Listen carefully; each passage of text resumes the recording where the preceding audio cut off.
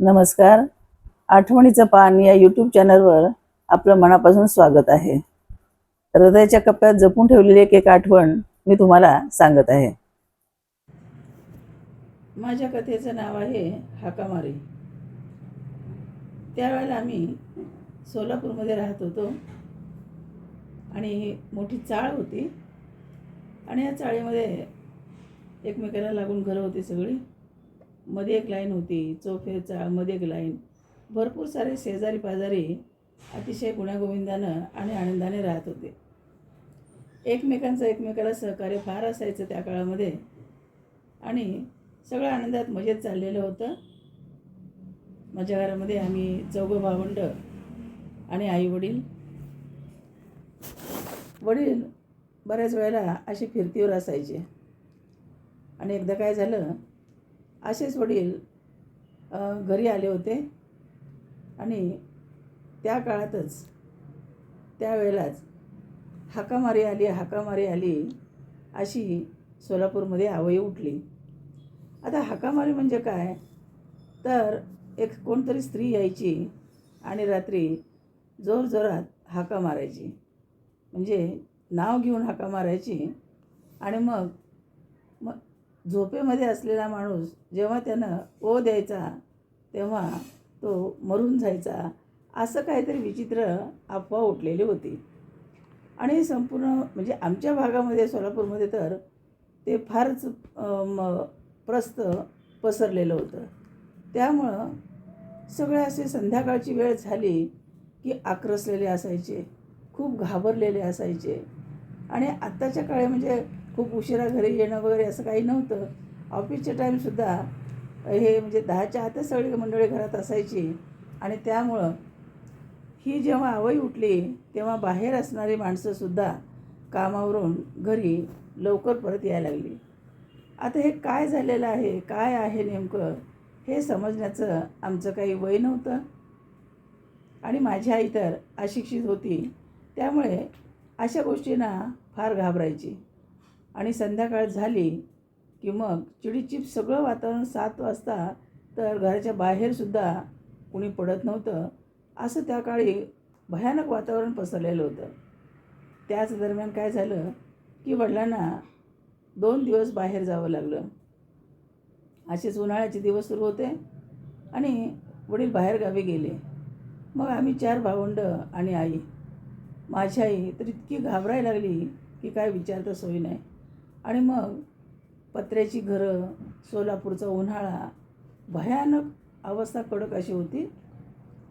त्यावेळेला घरात आमच्या फॅनसुद्धा नव्हता आणि असं काय छोटासा झरोका असल्यासारखं होतं, खिडकीसुद्धा.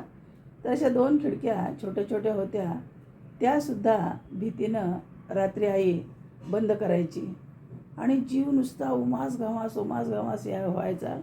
उमास यायची आम्हाला. तसं संध्याकाळी पत्रगार पडायचं, थोडंसं बरं वाटायचं. पण दिवसभर तापलेल्या भिंती आणि थोडीसुद्धा दाराला फट होती आमच्या, तर त्या फटीमध्ये सुद्धा माझ्या आईनं अशा जुना टॉवेल होता, जुना टॉवेल म्हणा किंवा माझे फ्रॉक म्हणा, अशी घुसवून ठेवलेली की जेणेकरून कोणी जरी बघितलं तरी काय दिसू नये म्हणून. आणि लाईट पण नव्हती घरामध्ये, फॅनचा तर प्रश्नच नव्हता. आणि मग चिमणी असायची, दिवा, आणि ते दिव्याची वातसुद्धा आईने इतकी खाली ओढायची की फक्त मंद प्रकाश दिसायचा. त्यावेळेला नशीब घरातच बाथरूम होतं, म्हणजे न्हाणी म्हणायचो आम्ही त्यांना. तर घरात न्हाणी होती त्यामुळं बाथरूमची सोय व्हायची.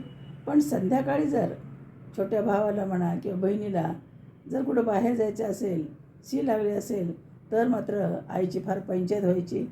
असो तर असं भीतीचं वातावरण. त्यामुळं संध्याकाळी 6-7 वाजताच सगळ्या आयाबाया एकमेकीला सांगायच्या, दारं नीट बंद करा, खिडक्या बंद करा, कोणी आवाज दिला तर ओ देऊ नका, दार उघडू नका, कितीही जवळचा पाहुणा आहे असं जरी नाव सांगितलं तरी पण दरवाजा उघडायचा नाही. असं सांगितल्यामुळं वातावरण अतिशय टाईट झालेलं. सगळ्या सोलापुरामध्ये भीतीचं वातावरण, म्हणजे आमच्या भागात तरी होतं. लहान होते मी, मला तेवढं काही कळत नाही, पण आमचा भाग हा फारच भयभीत झालेला होता. कारण एस टी स्टँडच्या तिकडं आम्ही राहिलो होतो त्यानंतर जवळजवळ ही परिस्थिती 10 ते 15 दिवस होती. जीव मुठीत धरून संध्याकाळ झाली की जीव घाबरा व्हायचा आणि संध्याकाळचं ते वातावरण, ते तप्त वातावरण, झोप यायची नाही. आम्ही 4 भावंडं घामाघूम असायचो.